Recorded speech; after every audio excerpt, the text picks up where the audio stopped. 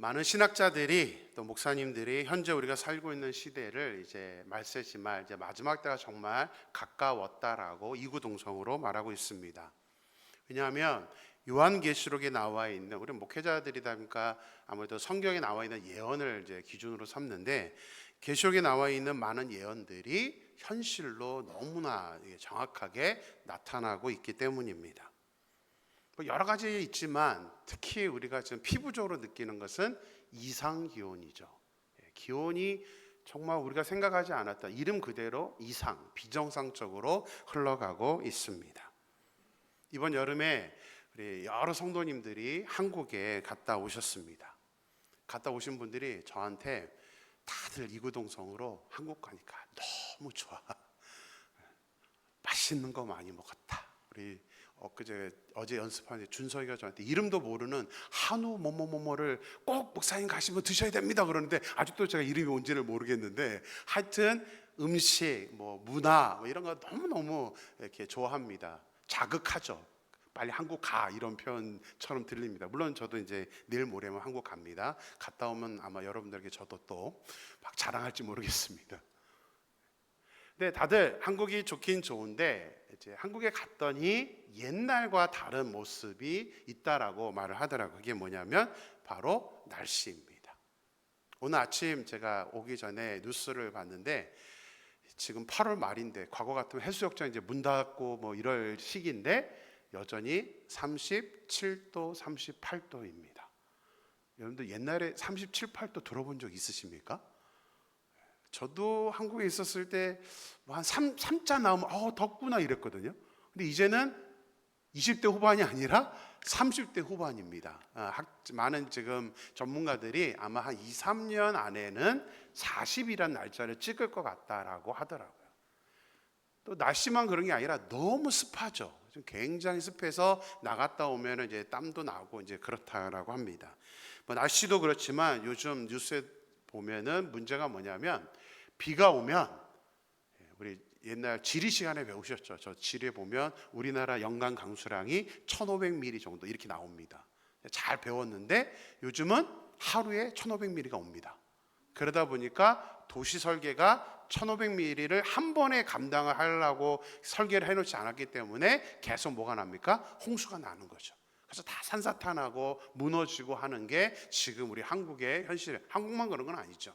근데 재밌게도 대부분의 지역은 홍수가 나는데 강원도 지역은 가뭄입니다. 물 부족이라 아예 거의 이제 물을 절수하고 있는 그런 상황입니다. 가게든 집이든 이제 물을 아껴 쓰라고 할 정도로 지금 극과 극의 모습이 우리나라에게 나타나고 있고 전 세계에 나타나고 있습니다. 이제 조만간 북극도 지금 너무 많은 이 부분들이 무너져 내리고 있고 녹아내리고 있다고 합니다. 근데 환경적인 모습도 물론 그렇지만 저는 더 큰 문제는 우리 사람들에게 나타나는 변화, 특별히 인격적으로 나타나는 변화가 더 큰 문제라고 생각을 합니다. 디모데후서 3장은 바울이 목회 서신이에요. 목회자들에게 또 교인들에게 강조하기 위해서 쓴 서신인데 디모데후서 3장을 보면 말세에 어떠한 인격적인 변화가 나타나는지를 아주 디테일하게 소개를 해 놓았습니다. 그 기록을 해놓은 이유는 뭐냐면 우리에게 경고하면서 우리가 그런 모습으로 살아가지 않도록 우리가 그렇게 변하지 말라라고 말씀을 해주는 것입니다. 그래서 1절 말씀 보겠습니다. 같이 읽습니다. 너는 이것을 알라. 말세에 고통하는 때가 이르러. 이제 말세에 고통하는 때가 이르러. 어제 우리 제자훈련 두 번째 여름 우리 시즌이 끝났습니다. 마지막 과의 제목이 뭐냐면 그리스도인다운 생활이라는 제목입니다. 하나님의 말씀을 배우는 게 단순히 지식을 위해서가 아니라 어떻게 우리가 살아야 되는가. 근데 특히 이 마지막 때에는 사단이 어떻게 우리를 유혹할지 모르고 어떤 전략으로 우리에게 올지 모르기 때문에 우리가 이 말씀을 제대로 알고 있지 않는다면 우리도 모르는 사이에 마지막 때에 나타나는 사람들의 변화와 똑같은 모습으로 바뀔 수 있다는 것을 우리는 반드시 기억을 해야 됩니다. 자, 구체적으로 2절부터 6절까지 설명이 되어 있습니다. 간단하게만 좀 보겠습니다. 2절 말씀 같이 읽겠습니다. 사람들이 자기를 사랑하며 돈을 사랑하며 자랑하며 교만하며 비방하며 부모를 거역하며 감사하지 아니하며 거룩하지 아니하며. 사람들이 누구를 사랑한대요? 자기를 사랑한대요.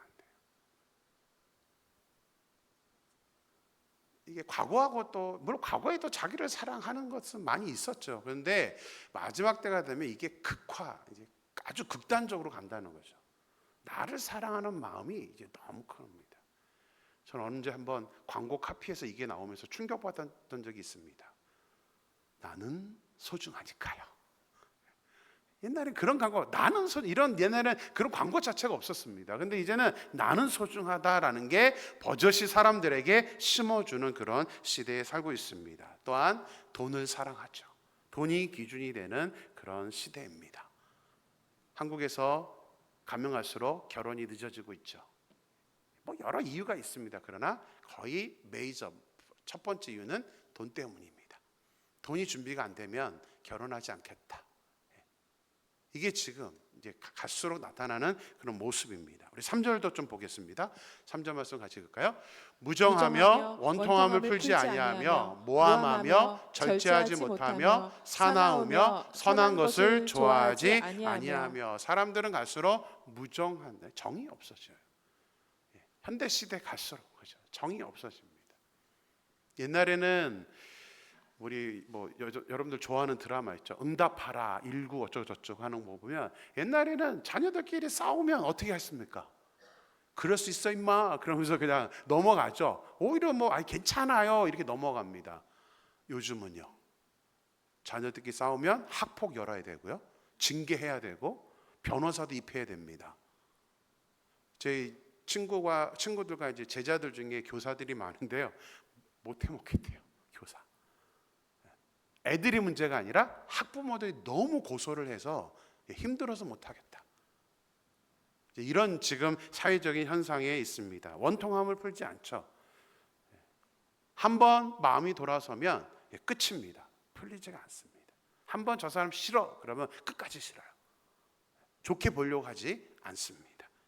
모함하며, 이거 과거 개역 한글에서는 참소하며라고 번역을 했습니다. 왜냐하면 이 언어의 뜻이 고소하다는, 재판하다. 그러니까 사람들이 갈수록 남들 비방하기를 좋아하고 또 재판하기를 좋아한다라고 하죠. 그래서 우리 과거에는 어디 신문에도 교회에서 재판을 했다라는 신문이 그 보도가 나온 적이 거의 없습니다.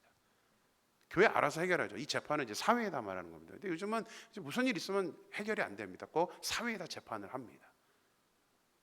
그렇게 가슴 아픈 일이죠. 교회에서 어떻게, 성경에 분명히 있잖아요. 너희 안에 지혜 있는 자가 없느냐, 왜 그 안에서 해결을 못하고 사회에다 재판장에다가 영적인 일들을 맡기느냐. 이게 성경 구절에 분명히 있는데도 지금은 이제 재판하기를 좋아합니다. 제가 뉴욕에서 사역을 했을 때에 저희 교회 앞에, 정문 앞에 홈리스가 살고 있었습니다. 꼭 딴 데 안 가고 문 앞에 있어요. 근데 이 사람이 너무 이제 앞에 있는 게 중요한 게 아니라 이제 어디 화장실이 없잖아요. 평일에는 이제 교회가 문이 닫혀져 있으니까 배설물들을 이제 막 아무데나 해놓습니다.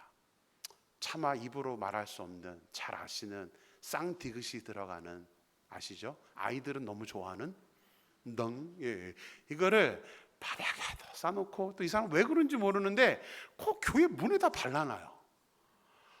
왜 그렇게 하는지 잘 이해를 못 하겠습니다. 그것만이 문제가 아니라 이제 막 앞에서 노숙자들, 홈리스들이 많이 하는 게 뭐냐면 이제 술 마시고 마약을 합니다. 그러다 보니까 어느 날 보니까 이제 이빨이 다 빠져버렸어요. 건강에도 이제 문제가 되었습니다. 근데 혼자만 그런 게 아니라 어느 날 보니까 막 친구들 데려다가 그 앞에 막 점령을 했어요. 교회 입구에. 그러면서도 넉살은 좋아요. 성격은 참 좋습니다. 그럼 영어는 왜 이렇게 잘한대? 홈리스인데 막 올 땐 이렇게 열받아. 왜 영어를 저렇게 잘하지? 근데 이 친구들이 같이 한 3-4명이 모여가지고 교인들이 주일날 이렇게 예배 드리러 가잖아요. 그러면 아주 웃으면서 왔어! 이러면서 인사를 합니다. 교인들이 너무 힘든 거예요. 근데 힘든 게 문제가 아니라 이제 우리 당회가 이제 모였습니다. 이거는 이제 저 사람의 건강을 위해서도 이렇게 계속 있는 게 도움이 되는 것 같지는 않다. 그래서 당에서 결정을 해서 이제 그냥 보호시설로 우리가 보내도록 이렇게 권면을 해보자. 영어도 못하는데 저보고 하라 그래서 그 노숙자에게 찾아가서 몇 번을 권면을 했습니다. 근데 너 건강이 좋지 않으니까 여기 보호시설 좋은 데 있으니까 그걸로 가라 그랬더니 말을 듣게요, 안 듣게요? 안 듣습니다.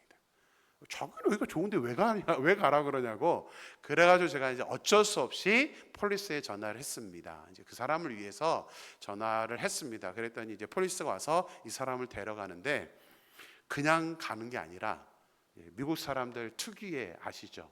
가운데 손가락, 그거를 저한테 딱 보여주면서 한마디를 하고 갑니다. 그 말에 제가 아직도 기억을 해요. 그래서 지금 말씀을 드리는데 뭐라 그러냐면 I will see you at court 이러는 거예요.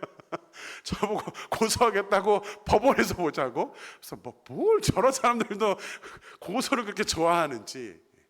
그러니까 갈수록 사실은 이제 이 마지막 때에 나타나는 그런 현상이라고 저는 생각합니다. 그 밖에도 여러 가지가 있는데 저는 이제 압권인 게 중요하다고 보는 게 7절 말씀입니다. 결정적이죠. 7절 말씀 같이 읽을까요? 항상 배우나 끝내 진리의 지식에 이를 수 없느니라. 마지막 때가 되면 사람들이 계속 배우기 때문에 머리는 굉장히 뛰어납니다. 실제적으로 그렇죠. 우리나라만 해도 1970, 80년대 생각해보고 지금 보면 대학 졸업생들이 이제는 뭐 대학 안 가는 게 오히려 이상할 정도로 학력은 굉장히 높아졌습니다. 학력만 높아지는 게 아니죠. 이제는 많은 정보들을 얻을 수 있는 그런 시대를 우리가 살고 있습니다. 그래서 지금은 오히려 TMI 시대라고 합니다. TMI가 뭐죠? Too much information. 너무 많은 정보를 우리는 지금 이렇게 겪고 있는 그런 시대를 살고 있습니다. 특히 유튜브가 이제 뭐 압권이죠. 저희 아내도 이제 종종 건강에 대해서 물론 이제 마음은 이제 저를 배려해서 이제 유튜브를 보면서 이제 어떠한 건강에 문제가 있는지 어떻게 되는지 요즘 제가 아침에 일어날 때마다 듣는 소리가 있습니다. 아침마다 딱 일어나면 처음 먹는 게 가장 중요하대. 그러면서 아무거나 죄송합니다. 처먹지 마. 저는 아침마다 일어나면 시원한 물을 먹어야 되거든요. 근데 그게 건강이 너무 안 좋다고 죄송합니다. 좀 여러분들 웃기려고 한 말이에요. 실제 그렇게 말 안 합니다. 제 안에. 그러니까 이제 좋게 말하려고 하는데 왜 그런가 했더니 유튜브에서 본 거예요. 유튜브에서 보면서 이제 막 여러분 기억나나요? 얼마 전에는 몇 년 전에는 커피는 항암 물질이다. 그래서 커피 마시지 말라라고 막 했습니다. 근데 몇 년이 지났는데 커피는 원래 발암 물질이었는데 그 몇 년 지나서는 항암 물질이다 해서 커피를 마시래요. 도대체 어느 장단에 맞춰야 되죠? 지금은 뭘까요? 커피 마셔야 돼요? 안 마셔야 돼요? 모르겠습니다. 너무 정보가 많아서. 그러니까 이제는 지금 굉장히 나름대로는 우리가 똑똑해지고 실력이 쌓여지는 그런 시대를 우리가 살고 있습니다. 하지만 바울이 뭐라 그래요? 끝내 진리의 지식에는 이를 수 없다. 앞에 항상 배운다는 것은 우리의 지식을 얘기하고요. 뒤에는 진리, 하나님의 말씀, 하나님의 기준인 성경의 원칙인 그 지식에는 이룰 수 없다라고 말씀을 하고 있습니다. 근데 그런 것 같아요. 똑똑하다고 해서 전부는 아닌 것 같습니다. 제가 민지팩이 오기 전에 어디에서 왔죠? 보스턴에서 왔죠. 제가 있던 우리 아이들이 다니는 교회의 분들은 대부분이 하버드, MIT 학문으로 보면 뭐 지식적으로 보면 뭐 탑에 있는 분들입니다. 제가 처음 그 지역에 갔을 때 이제 설교를 했는데 끝나고 어떤 집사님 부부가 저한테 이제 악수를 하고 목사님 오늘 말씀 은혜 받았습니다. 그러면서 이제 악수를 해요. 근데 제가 어디서 많이 본 분이에요. 실제로 뵌 분이 아니라 어디 기사에서 뵌 분이라는 생각이 들어서 누구시죠? 그랬더니 아시나요? 우리나라 사람 중에 유일하게 노벨 물리학상을 탄 사람이 아니라 후보에 올랐던 사람. 그 하버드 교수신데 그래서 제가 문득 기억을 해서 혹시 그분인가요? 그랬더니 네 맞아요. 제가 갑자기 그대 앞에만 서면 왜 나는 작아지는가? 이런 사람과 앞에서 제가 설교를 했던 거죠. 그러니까 이제 굉장히 뛰어난 사람들이 많이 있는 그런 시대를 우리는 살아가고 있지만, 이제 중요한 거는 그 지식이 다가 아니라는 거죠. 하나님의 진리에는 과연 어떻게 이룰 수 있는가? 세상적인 진리는 얼마든지 똑똑하면 공부할 수 있지만, 세상적인 진리가 아닌 하나님의 진리는 다른데, 사람들이 하나님의 진리에는 이르지 못한다라고 말씀을 하고 있는 것입니다. 이런 말씀을 읽으면서 제가 8월 마지막 주, 이제 제가 휴가 가기 전에 여러분들에게 마지막으로 드리는 말씀입니다. 원래 요나서로 끝내려 하다가 한 주 땡겨서 요나서를 하고, 오늘 이 마지막 주, 이제 4분기 때는 이제 앞에가 바뀔 겁니다. 믿음으로 일어나라, 이제 그 주제로 바뀌는데, 그거에 앞서서 제가 여러분들에게 이 디모데 말씀을 통해서 마지막 시대를 살아가는 우리들이 과연 어떤 모습으로 살아가야 되는가? 저는 이 삶에 대한 믿음도 이제 결국 그 이야기들을 많이 하게 되는데, 어떻게 살아야 되는가를 저는 관심을 가져서 미리 4분기에 전초전으로 오늘 말씀을 준비를 했습니다. 우리가 이 디모데 말씀을 보면 그냥 읽고 넘어가는 게 아니라, 저는 자주 우리가 이 말씀을 보면서 과연 나는 지금 어떻게 변해가고 있는가? 과연 성경에 예언된 대로 마지막 때의 특징대로 변화가고 있는가? 아니면 내가 이것을 알고 어떻게 하든 마지막 때의 특징이 나에게 나타나지 않도록 정말 스트러글 할 수 있는가? 내가 열심히 한번 극복해 보려고 노력을 하는가라는 것을 우리는 말씀을 통해서 생각을 해야 된다는 사실입니다. 그래서 바울이 이 마지막 때를 이야기하면서 디모데후서 3장에서 그냥 이 특징들만 소개하는 것이 아니라, 이제 결론적으로 어떻게 해야 되는가를 두 가지로 우리에게 교훈을 해주고 있습니다. 14절 말씀 같이 보겠습니다. 같이 읽을까요? 너는 배우고 확신한 일에 거하라. 내가 네게서 배운 것을 알며. 디모데후서 3장 14절, 우리 쉐마 외웠던 것처럼 이 말씀은 우리가 정말 외워야 된다고 생각합니다. 한 번만 더, 뒤에 거는 빼도요, 첫 줄만 우리가 외울 수 있었으면 좋겠습니다. 같이 한번 읽어볼까요? 너는 배우고 확신한 일에 거하라. 우리가 말세를 살아가면서 성경이 예언된 대로 잘못된 인격, 잘못된 모습으로 이렇게 변화되지 않고 온전한 하나님의 사랑, 그리스도인다운 그리스도인으로 살아가기 위해서 바울 사도는, 또 하나님은 바울을 통해서 우리에게 두 가지를 명령하셨는데, 그 첫 번째가 바로 배우라입니다. 배우라. 근데 우리 좀 전에 배우라는 단어가 한번 나왔죠? 앞에 구절에서 뭐라고 나왔죠? 항상 배우나 진리의 지식에 이르지 못한다.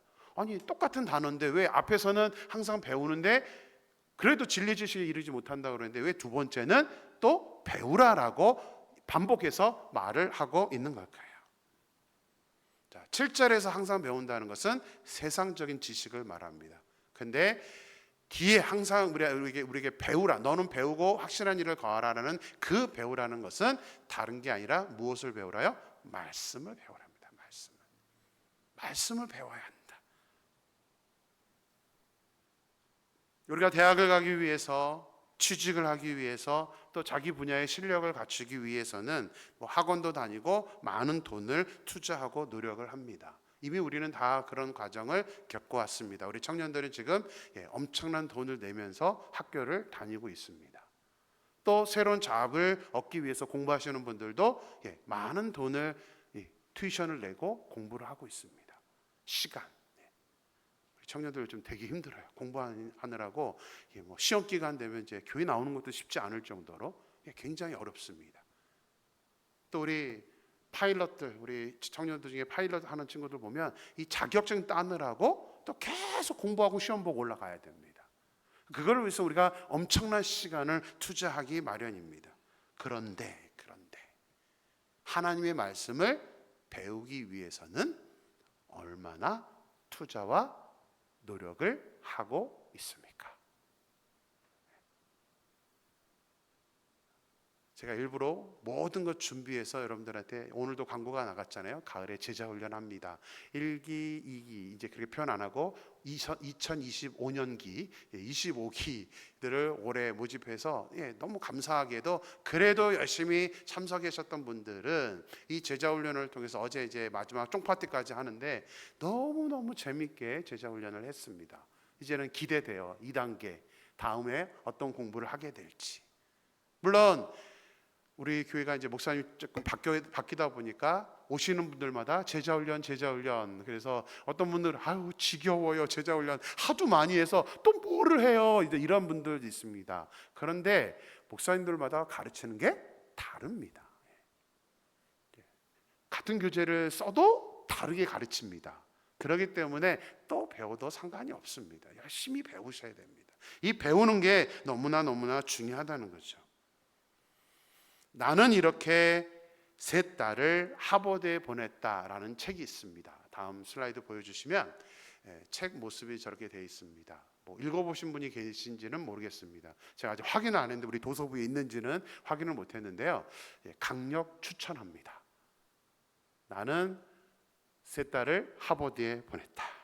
미국 벨리 새생명교회 심활경 사모님이라는 분이 목사님과 더불어서 딸 셋을 양육했는데 딸 셋 모두 다 하버드에 보내서 이분이 유명해져서 쓴 책이고, 또 책이 없어도 여러분들 유튜브에서 새롭게 하소서, CBS의 새롭게 하소서나 심활경, 아니면 저 책 이름을 쓰면 굉장히 많은 간증과 동영상이 올라와 있습니다.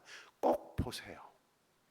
다른 뭐 이상한 거 보지 마시고 저런 거는 꼭 보셔야 됩니다. 특히 아직 어린 자녀를 두고 있는 분이라면, 또 청년들이어도 좀 보셔서 어떻게 저분이 저렇게 자녀들을 하버드에 보냈을까. 물론 제가 세 딸을 하버드에 보냈다고 그래서 하버드가 절대적인 기준이어서 말씀드리는 것은 아닙니다. 하지만 전 세계 중에 가장 1위 대학은 하버드는 사실이죠. 팩트잖아요. 한 명도 보내기 힘든데 3명을 저렇게 보낼 수 있다라는 것은 분명 그 안에 어떠한 마음으로 어떻게 자녀를 양육했을까, 한 번쯤은 여러분들이 곰곰이 생각해 볼 수 있었으면 하는 마음으로 강력하게 추천해 드립니다. 한번 읽어보세요. 한번 간증 들어보십시오. 간단하게만 제가 소개를 하겠습니다. 세 사람을 합격시키는 게 이제 쉬운 일이 아닌데, 이 자녀 셋을 이 목사님과 사모님이 딱 3가지를 제일 중점적으로 주었다라고 말씀을 하십니다. 1번이 뭐냐면 성경 교육입니다. 그래서 어렸을 때부터 목사님과 사모님이 하루에 2시간씩 빼놓지 않고 성경을 읽어주고 가르쳤다고 합니다. 하루에 2시간. 이 새롭게 하소서 이 프로그램의 MC는 이제 여러분 잘 아는 주영훈이라는 이제 목사님 아들이기도 하고 뭐 작곡가고 가수잖아요.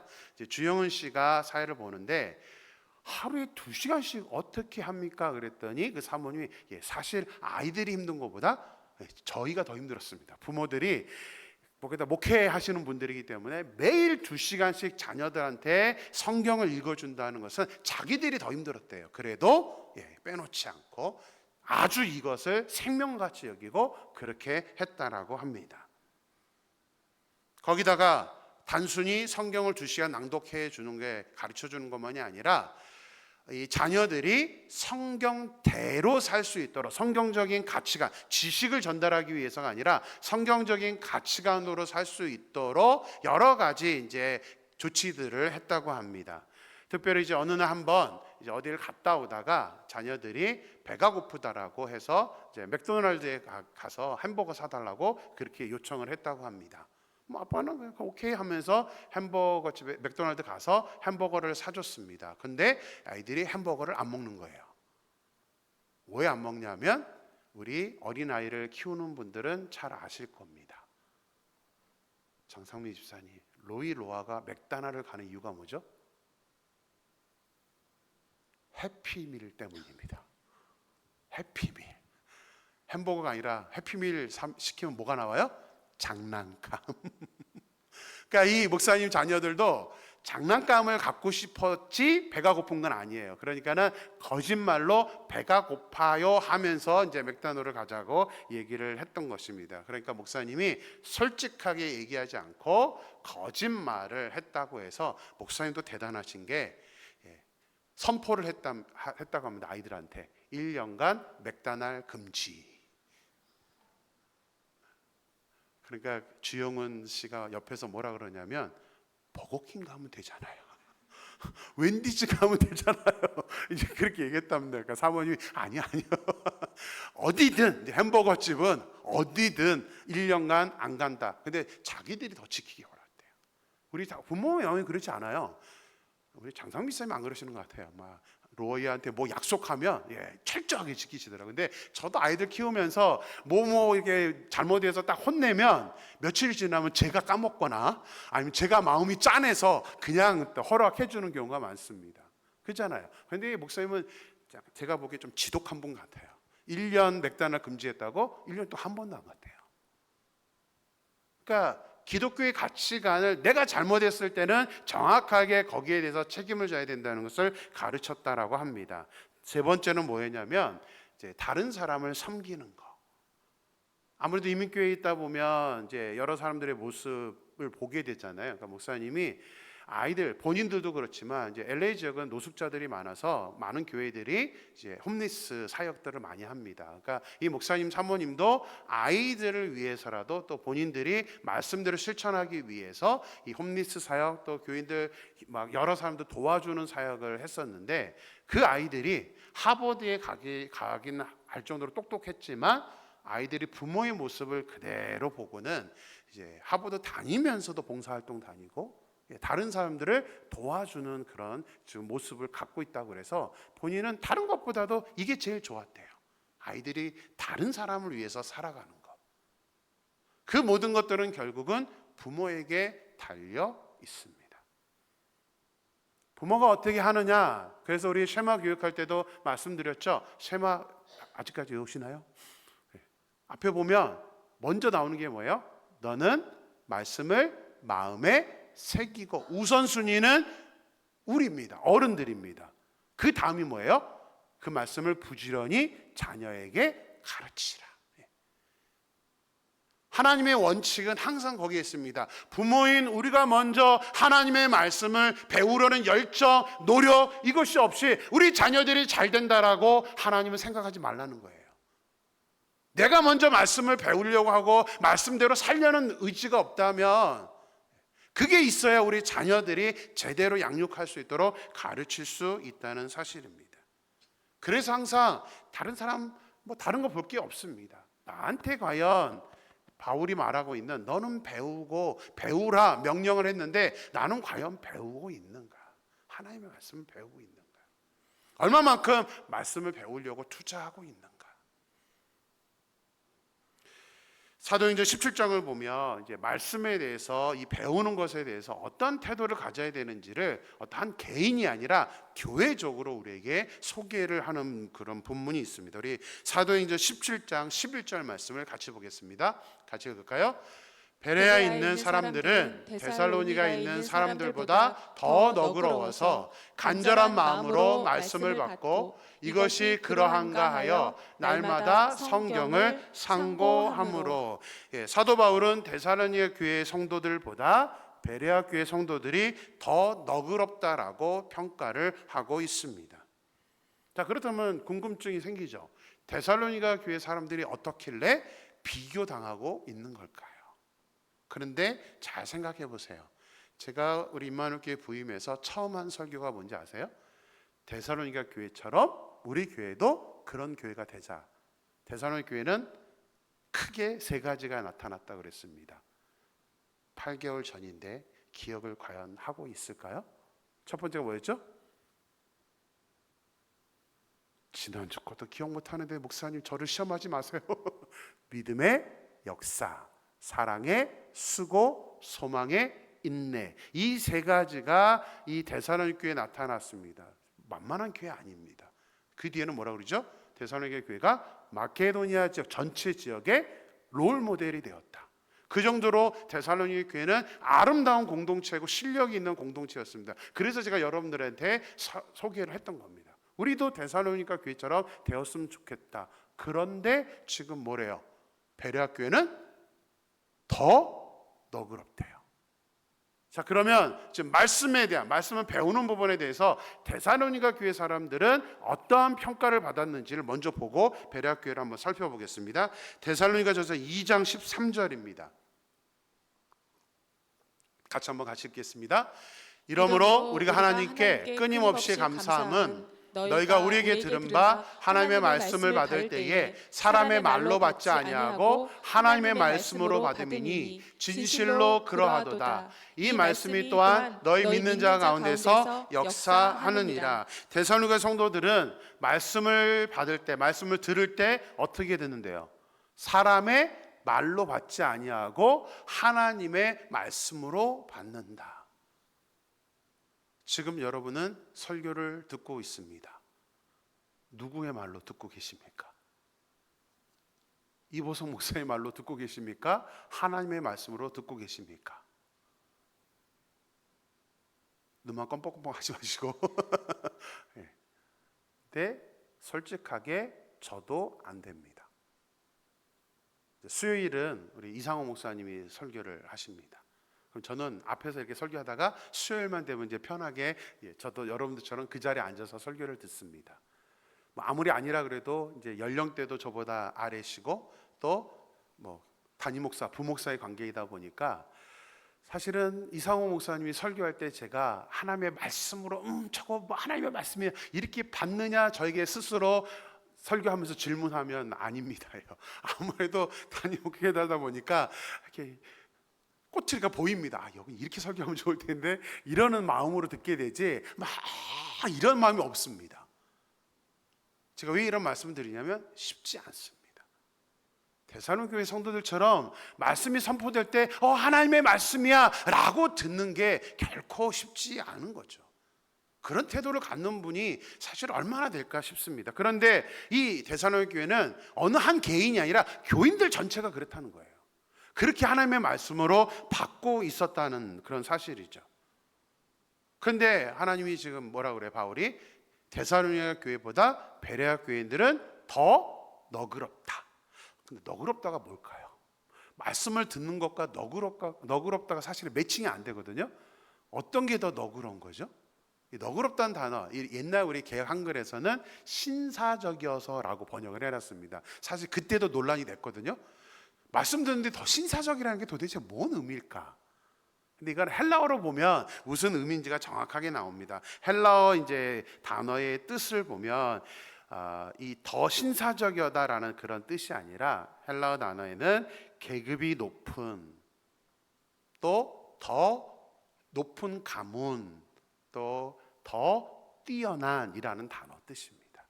아마도 이 성경을 번역하는 사람이 두 교회를 직관적으로 비교하면서 베레아 교회가 데살로니가 교회보다 더 뛰어나다 이렇게 말하면 뭔가 좀 아마 불편함이 있었는지 전혀 엉뚱한 말로 옛날에는 더 신사적이어서 지금은 더 너그러워서 이렇게 번역합니다. 그런데 아니에요. 그냥 직관적으로 저는 번역해야 된다고 생각해요. 베레아 교인들은 데살로니가 교인보다 더 뛰어나다. 말씀을 듣는 그 모습에 있어서는 더 뛰어나다라고 이렇게 평가를 하고 있다는 것입니다. 그러면 왜 뛰어난가? 뭐가 뛰어난가? 아까 읽었던 17장 11절에 정확하게 설명이 되어 있습니다. 우리 다시 한번 사도행전 17장 11절을 읽어보겠습니다. 베레아에 있는 사람들은 데살로니가에 있는 사람들보다 더 너그러워서 간절한 마음으로 말씀을 받고 이것이 그러한가 하여 날마다 성경을 상고함으로. 베레아 교인들은 데살로니가 교회와 똑같은 모습이 하나 있었습니다. 그게 뭐냐면 파란색으로 간절한 마음으로 말씀을 받았다. 그러니까 데살로니가가 똑같이 이들도 간절하게 하나님의 말씀으로 하나님의 말씀이 선포될 때 그 말씀을 받아들였습니다. 여기까지는 똑같은데 한 가지가 더 있습니다. 빨간색으로 나와 있는 뭐라고 되어 있습니까? 이것이 그러한가 하여 날마다 성경을 상고했다. 날마다 성경을 상고했다라고 나옵니다. 상고하다는 말이 무슨 뜻일까요? 상고하다. 이게 조금 어렵습니다. 이게 한문이기 때문에 상고하다, 고려하다. 그래서 이 단어가 헬라어로 무슨 뜻인지를 제가 살펴봤습니다. 헬라어로는 아나크리노라는 단어인데 법률 용어입니다. 법률 용어. 변호사들이나 검사가 재판에서 이 사건의 진실을 파헤치다라는 단어가 상고하다는 단어예요. 그러니까 여러분 잘 생각해 보세요. 변호사나 검사들이 어떠한 사건을 이 진실을 알아내려면 대충 검사 못하죠. 정말 집요하게 파고들 때만 가능합니다. 근데 이게 상고하다는 단어입니다. 우리 포스터를 한번 보시면요, 여러분들 보신 분이 계시려나 모르겠지만 A Few Good Men이라는 영화를 제가 굉장히 재밌게 본 적이 있습니다. 주인공은 잘 아시는 분이에요. 톰 크루즈, 그 다음에 데미 무어, 그 다음에 잭 니콜슨이라는 사람, 이 세 사람이 주인공이 된 영화였습니다. 미 해병대에서 일어난 사건인데, 해병대 내에 어떤 한 사람이 죽게 되는데, 이거를 이제 잭 니콜슨이 어떤 뒤에서 영향력을 행사했을 거라고 추측은 하는데 물증이 없었습니다. 데미 무어하고 톰 크루즈는 변호사였어요. 군 변호사였습니다. 이들이 이 물증을 찾아내기 위해서 며칠 밤을 새면서 정말 사건을 하나하나 다 파헤쳤습니다. 근데 그 사병은 이 두 사람을 믿지 못했어요. 군대의 생리상 자기가 이제 다 죄를 뒤집어 쓸 거라고 이제 생각을 했었습니다. 근데 저 둘은 정말 열심히 파헤쳐 가지고 그랬는데 증거를 찾지 못합니다. 그래서 마지막은 두 사람이 전략을 바꿉니다. 어떻게 바꾸냐면 잭 니콜슨 해병대 대장을 스스로 고백을 하게 만들자. 증거가 없기 때문에 자기가 고백하게 만들자 해서 심리 게임을 합니다. 그래서 재판 마지막 과정을 보면 아주 막 이 말이 왔다 갔다 합니다. 근데 결국은 톰 크루즈가 이깁니다. 그래서 잭 니콜슨이 자기가 화가 나서 고백을 해버립니다. 그래서 재판에서는 승소를 하게 되죠. 저는 마지막 장면이 아직도 기억에 남습니다. 그렇게 변호사를 신뢰하지 않았던 이 사병, 죄인으로 몰렸던 이 사병이 마지막에 어떻게 하냐면 이제 해병대 옷을 입고 톰 크루즈와 데미 무어에게 거수 경례를 딱 하는 장면으로 끝이 납니다. 저는 왜 그런 장면이 막 너무 좋죠. 네. 딱 경례하면서 이 엔딩 장면 와 하면서, 그래서 A Few Good Men이라는 것은 대부분은 좋지 않은데 소수의 사람들, 좋은 사람이 있다라는 뜻으로 저렇게 영화가 만들어진 것을 보게 됩니다. 이렇게 변호사들이 사건을 파헤치는 것, 검사들이 죄를 알아내기 위해서 파헤친다라는 단어가 상고하다라는 단어입니다. 그래서 베레아 교인들은 하나님의 말씀, 설교를 들을 때 간절히 사모하는 마음으로 그 설교를 들었고, 그것으로 끝나는 것이 아니라 이제 그 말씀을 집에 가서 자세히 연구를 했던 것입니다. 파헤치는 거예요. 오늘 주는 말씀이 무슨 뜻이지? 이런 것을 파헤쳤다는 것입니다. 단순히 지식으로 알기 위해서 그런 것이 아닙니다. 또 이렇게 오해하시면 안 됩니다. 저 목사님이 설교한 게 옳은가 틀린가 이걸 한번 확인해 보기 위해서, 이런 것도 아닙니다. 베레아 교인들은 하나님의 말씀을 자세하게 파헤쳤던 이유는 뭐냐면 선포되는 말씀이 그냥 없어지는 말씀이 되지 않기 위해서입니다. 매주 우리는 설교를 듣는데 저 말씀이 내 말씀이 되게 하기 위해서, 내 말씀이 되게 하기 위해서, 무엇보다도 단순히 내가 간직하는 게 아니라 이 말씀대로 내가 어떻게 살 것인가 자기의 삶으로 연결시키기 위해서 이 말씀이 정확하게 나에게 어떻게 적용이 되는가를 파헤쳐서 이 말씀을 실체로 자기가 살아가기 위해서 노력을 했던 것입니다. 저는 소망합니다. 우리 임마누엘 교회도 이 베레아 교회처럼 말씀을 배우려는 열정이 있는 교회. 초대교회 제가 한번 특세 때 말씀드렸잖아요. 초대교회의 두 번째 모습도 말씀을 배우는 교회였습니다. 말씀을 배우는 교회. 그래서 이제 가을 학기부터 제자 훈련이 됩니다. 아직 1단계도 안 하시는 분들은 정말 딱 각오하고 한번 하셨으면 좋겠습니다. 누누이 말씀드리지만 제가 좀 가르칩니다. 재밌습니다. 증언자들 제자 훈련 말씀 재미있어요, 없어요? 억지로 지금 억지로 엎드려 절 받는 느낌인데 꼭 배우세요.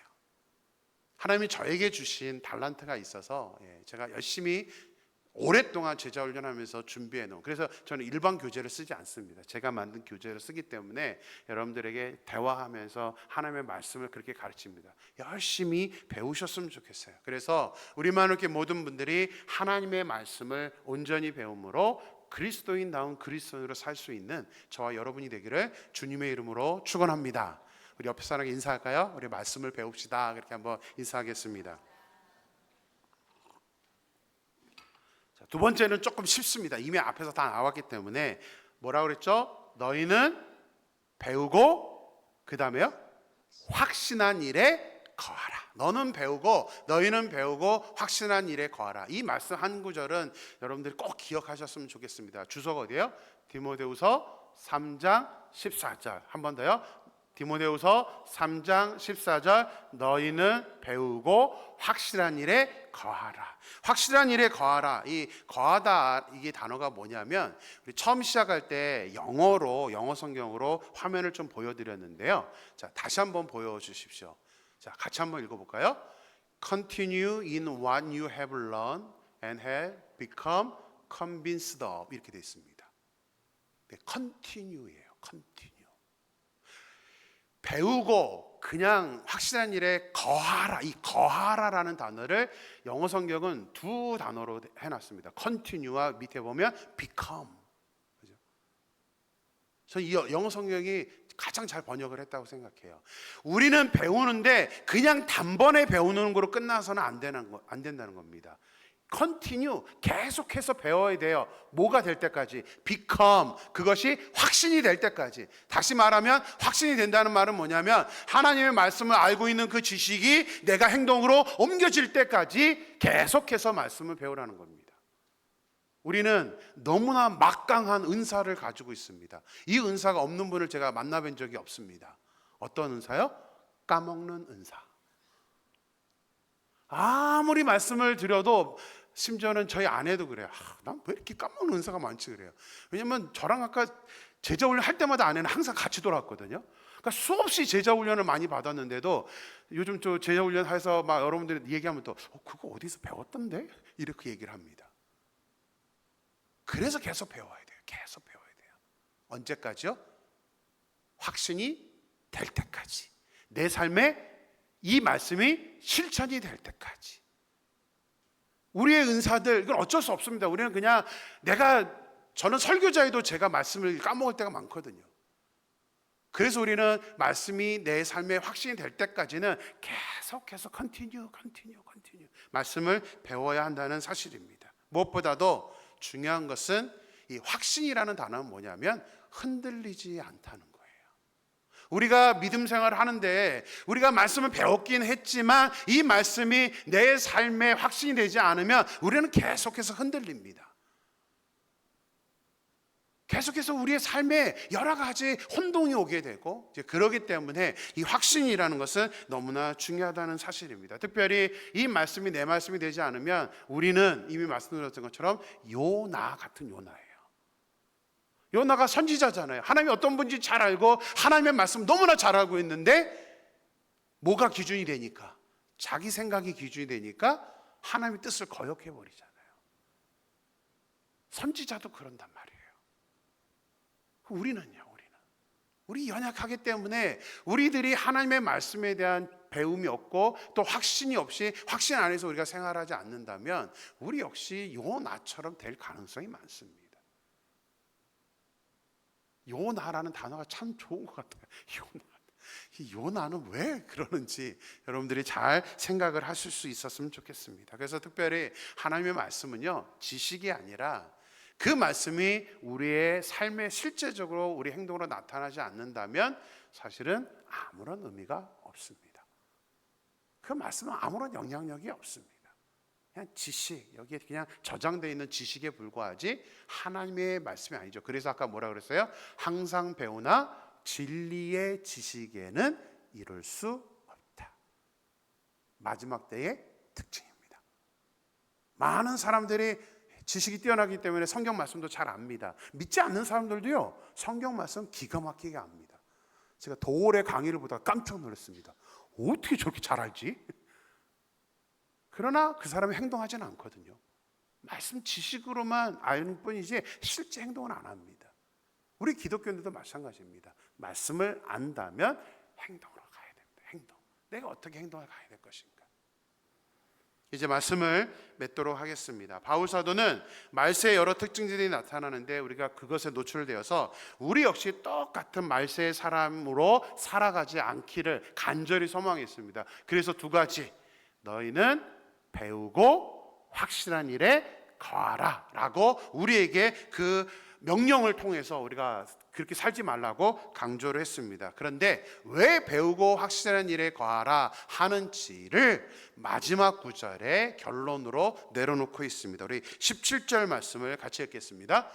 이는 하나님의 사람으로 온전하게 하며 모든 선한 일을 행할 능력을 갖추게 하려 함이라. 하나님이 우리에게 원하는 것은 하나님의 사람으로 온전하게 되는 것입니다. 그래서 계속 우리의 삶의 목표는 그리스도의 장성한 분량이 충만한 데까지 자라는 것이고, 또 뒤에 나오는 게 뭐예요? 온전하게 된다는 말로 끝나는 게 아니라 모든 선한 일을 행할 능력을 갖추게 하는 것. 그냥 지식으로 알고 교회 안에 있는 게 아니라 선한 일을 할 수 있는 그 행동의 단계까지 가도록 하는 것. 이것이 바울이 하나님이 우리에게 원하는 모습이라는 사실입니다. 간절히 소망합니다.